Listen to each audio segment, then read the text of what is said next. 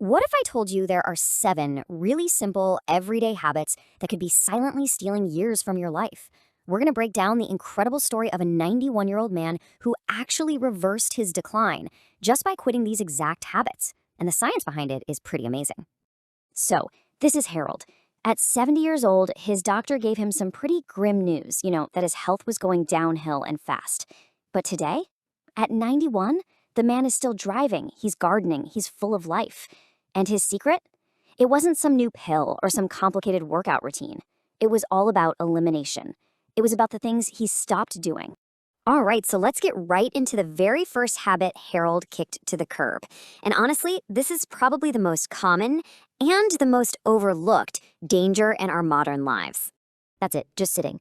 The average senior spends over 9 hours a day sitting down, and some groundbreaking new research is suggesting that this one habit, well, it might actually be more dangerous for your health than smoking. Think about that. And here's where it gets really wild. The American Heart Association found that sitting for long periods increases your risk of heart disease by a jaw-dropping 147%. But get this, and this is the part that really matters.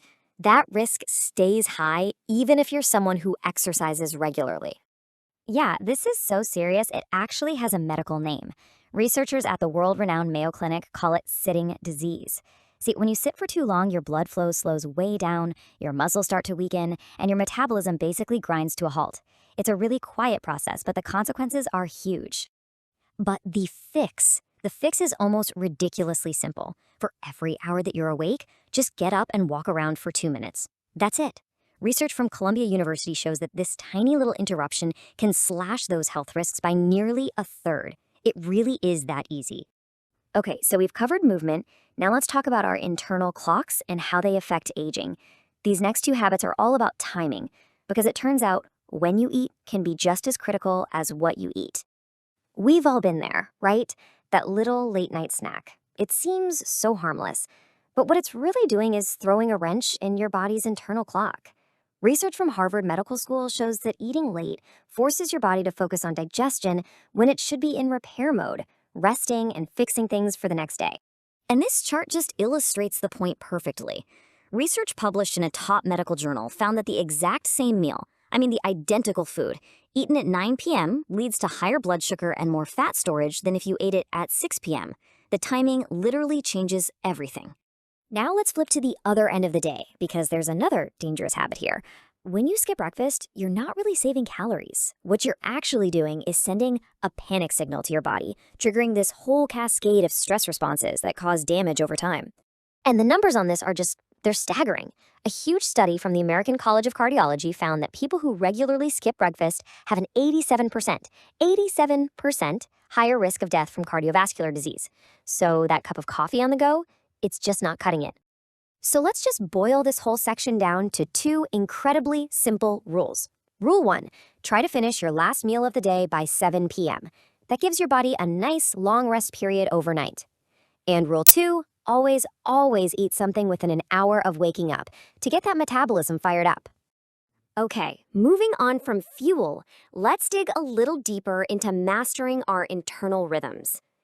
This next part is all about our sleep cycles and even our emotional stress. So let me ask you this. What's the one habit most of us think is totally harmless, maybe even makes us feel productive, but is actually quietly damaging your brain every single night? Yep, it's staying up past midnight. Now, even if you get a full 8 hours by sleeping in later, sleep scientists at Stanford have discovered that the timing of your sleep is absolutely crucial, especially for keeping your brain healthy after 60. Just look at this timeline. Your brain has a nightly cleaning crew, and its most important work, literally washing out toxins that build up during the day, happens between about 10 p.m. and 2 a.m. If you're awake during that window, you're essentially locking the cleaning crew out. That damage just accumulates night after night. Now for a habit that messes with our inner clock in a totally different way. That old grudge you're holding on to, that lingering anger, it's not just an emotional weight. It is a physical burden that is measurably harming your body. And this chart from Johns Hopkins shows you the proof.